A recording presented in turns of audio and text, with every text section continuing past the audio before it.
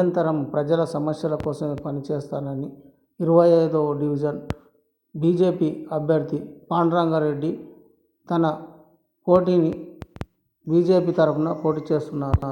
ఆయనతో KS news ప్రత్యేక interview నిర్వహించి వార్డులోని సమస్యల గురించి అడిగి శ్రీనివాసు కేఎస్ న్యూస్.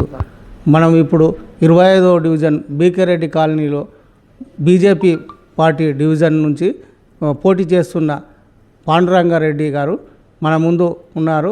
ఆయన ఈ వార్డు నుంచి పోటీ చేస్తున్నారు కాబట్టి ఈ వార్డులో ఉన్న సమస్యల గురించి అడిగి తెలుసుకోవడానికి ప్రయత్నం చేద్దాం. నమస్కారం. 25వ డివిజన్ భగీరథ కాలనీ మరి ఇతర కాలనీ కలుపుకొని 25వ డివిజన్ కార్పొరేషన్గా ఏర్పడ్డది. ఈ వార్డుల మరి నేను గతంలో 2014 నుంచి 19 వరకు కౌన్సిలర్ కూడా చేశాను. రెండవ మార్గు మరి బీజేపీ అభ్యర్థిని మేము మహిళా రిజర్వేషన్ రావడం వల్ల బీసీలకు రావడం వల్ల మేము మా పార్టీ నుండి టికెట్ ఇచ్చి బీజేపీ నుండి రెండవసారి గెలిపించడం జరిగినది. మరి నేను 14 నుండి 19 చేసిన అభివృద్ధిని చూసే మా అభివృద్ధిని చూసే ప్రజలు మళ్ళీ ఒక్కసారి ఓటర్లు మాకు పట్టం కట్టారు. తదనంతరం మాకు మోసం చేసి వాళ్ళు ఇతర పార్టీలకు పోవడం జరిగినది. సరే వాళ్ళు పోయినరు, వాళ్ళది ఇంకా వదిలిపెట్టు, వాళ్ళు 3 పార్టీలు మారినరు. మరి వాళ్ళే ఇప్పుడు మళ్ళీ తిరిగి పోటీలు అవ్వడం వస్తున్నారు. దానికి ప్రజలే గుణపాఠం చెప్తారు. ఈరోజు పార్టీలు మారిన వాళ్ళకు ప్రజలు అందరూ ప్రజలు ప్రతి ఒక్కరు క్షుణ్ణంగా పరిశీలిస్తున్నారు. వాటికి 13వ తారీఖు ఫలితాల రోజే దాని యొక్క ఫలితం ఉంటుంది. తప్పు చేసిన వాళ్ళకి ఫలితం ఎట్టుంటారు ప్రజలు అన్నీ చూస్తారు. సరే ఈసారి జర్నల్ అవకాశం వచ్చింది కనుక నేను పోటీ చేస్తున్నాను. గతంలో చేసిన పనులు నేను చేసిన పనులే ఉన్నాయి. తర్వాత వాళ్ళు పార్టీలు మారుకుంటాయి, ఇక పార్టీలకు పోయి సంపాదనతోనే పోయినారు కానీ ప్రజలకు ఎలాంటి మాట ఇచ్చిన దాన్ని నిలుపుకోలేకపోయినరు. ఇప్పుడు నాకు అవకాశం కలిగిస్తే ఇక ముఖ్యంగా భగీరథ కాలనీ ప్రాంతంలో మరి అండర్గ్రౌండ్ వ్యవస్థ 30 సంవత్సరాల క్రితము ఆ రోజుల్లో 400-500 ఇండ్లకు కావాల్సిన డిజైన్ ఉండేది. చిన్న చిన్న పైపులు వేసి ఈరోజు 1000 నుంచి 1500 కుటుంబాలు ఇండ్లు అయినవి. అటు ఎక్కువ కావడం వల్ల అది ఎక్కడంటే అక్కడనే పొంగిపోతుంది. వర్షాకాలం అయితే రోడ్ల మీద నీళ్లు నిలుస్తున్నాయి. దుర్గంధంతోన మన ప్రజలు దోమల వాడితోన్నారు, అనారోగ్యానికి గురవుతున్నారు. అటువంటి ఈ ప్రాంతాన్ని మొత్తం టోటల్గా ప్రతి రోడ్ను అండర్గ్రౌండ్ సిస్టమ్ ఒక యూసీజీ సిస్టంలో హైదరాబాదులో ఉన్న మాదిరిగా చేసి ఎక్కడ ఒక చుక్క నీరు ఆగకుండా వర్షాలు ఎంత పెద్ద వర్షాలు పడ్డా కూడా నీరు ఆగకుండా చేయడానికి నేను ఒక విజన్తోన ఒక ప్రణాళికతోన ముందుకెళ్తున్నాను. మరి అవసరం ఉన్నతోన మరి కేంద్ర సర్కార్ ఈ మధ్యనే 600 కోట్ల చిల్లర పైన జీవో కూడా వచ్చింది మన మున్సిపాలిటీకి. ఆ డబ్బులతోన మా ఎంపీ గారు డీకే ఆర్నామ గారి అండదండలతోన ప్రతి ప్రాంతాన్ని మరి అండర్గ్రౌండ్ అనుకో సీసీ అవసరమైనతోన సీసీ రోడ్లు, వీధి దీపాలు, మరి ఒక ఎలక్ట్రిసిటీ ట్రాన్స్ఫారాలు, ఎలక్ట్రిసిటీ లైట్లు, మరి చౌరస్తల హైమాక్లెస్, మరి పోలీసు వారి శాఖ సహకారంతోన నా సొంత నిధులతోన మరి దొంగల బెడద ఎక్కువ కనుక అవసరం ఉన్న చౌరస్తల మరి సీసీ కెమెరాలు ఏర్పాటు చేసి ఈ ప్రాంతం కొంచెము ఆర్థికంగా ఉన్న ఉద్యోగస్తులు వ్యాపారస్తులు ఉన్న ప్రాంతం కనుక దొంగల బెడద ఎక్కువ ఉంది కనుక అది అరికట్టడానికి నా శాయశక్తుల పోలీస్ శాఖ వారి సహకారంతో ముందుకెళ్తాను. ఇంకా ఇక్కడ గతంలో భగీరథ కాలనీ పార్క్ ప్లేస్ ఉండే, అది చాలామంది కబ్జాదారుల నుంచి నేను కౌన్సిల్లో గలమెత్తి బోర్డు పెట్టించి ఎన్నో పోరాటాలు చేసి అది కాపాడి దానికి చుట్టూ కంపౌండ్ కూడా పెట్టియడం జరిగినది. ఇప్పుడు దాదాపు 800 గజాల స్థలం ఉంది. ఆ స్థలంలో ఒక కమ్యూనిటీ హాల్ లాగా కట్టి మన సీనియర్ సిటిజన్లకు ఒక లైబ్రరీ లాగా పెట్టించి మరి ఇక్కడ యోగా చేసుకునే మహిళలు కానీ ఇతర వృద్ధులు రకరకాల వాళ్ళు యోగా కానీ వాకింగ్కి వెళ్ళి ఈవినింగ్ పూట అట్లా కూర్చొనిరానికి ఒక పార్కుగా మరి యోగా సెంటర్గా చేయాలనే ఒక ఆలోచనతో ఉన్నా. ఇంకొకతోన కొంత పార్క్ ప్లేస్ మిగిలింది, అది ఇతర కబ్జాల చేతుల ఉందని తెలిసింది. ఈ ఒక్కసారి మరి కార్పొరేషన్ అయినప్పుడు ఆ స్థలము పేపర్లు నేను అన్ని సేకరించినాను. ఆ యొక్క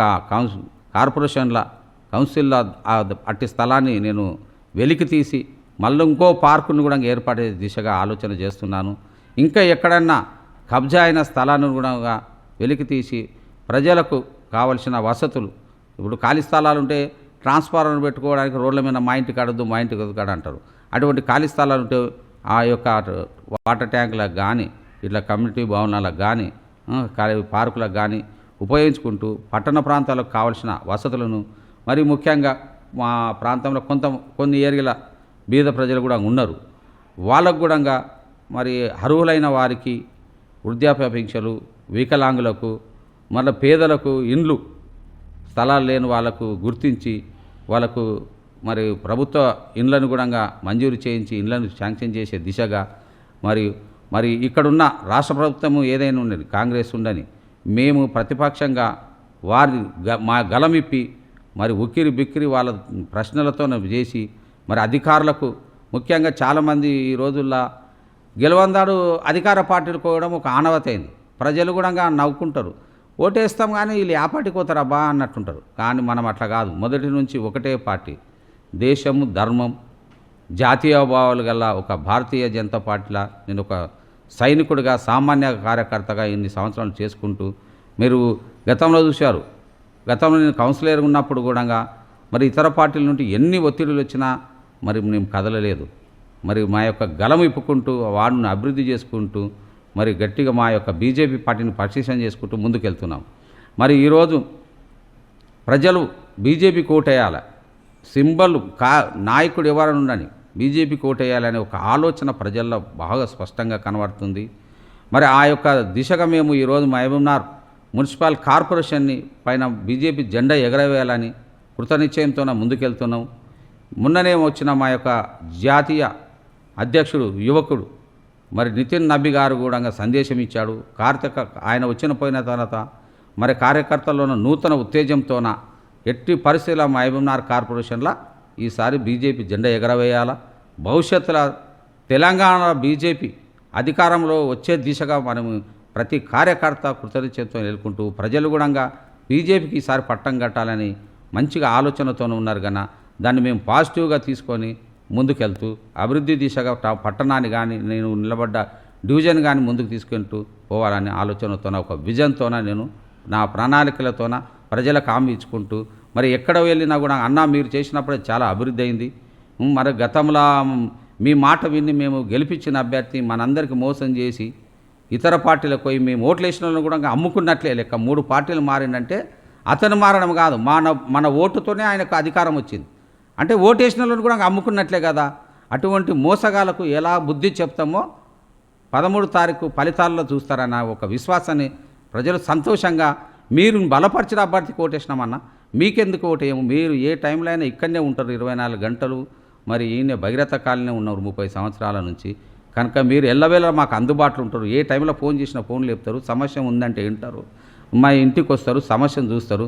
మరి ఎప్పుడు పిలిస్తే పలికే అన్నగా ఉన్నప్పుడు ఇటువంటి నాయకునికి మేము కాకుండా కొత్త వాళ్ళకి ఎట్లా అవకాశం ఇస్తూ ఇంకోటి దేశం కొరకు, ధర్మం కొరకు, సిద్ధాంతం కొరకు, నమ్మిన పార్టీ కొరకు మరి ఒక సైనికుడుగా ఎన్ని ఇబ్బందులు వచ్చినా ఎన్ని వచ్చినా ఎంతోమంది పార్టీలు మారుతున్నా నీ ఒక్కడు పార్టీకి ఒక అండగా ఉండుకుంటూ మరి జాతీయ భావాలను అన్ని పెంపొందించుకుంటూ ఒక యూనిటీ తీసుకొచ్చుకుంటూ ముందుకెళ్తున్న మీ అటువంటిని ఆదర్శంగా తీసుకోవాలి కనుక మీ అటువంటిలకు మేము ఓటేసి పట్టం కలుస్తాం, గెలిపిస్తాము అని సంతోషాన్ని వెతుకుతుంది.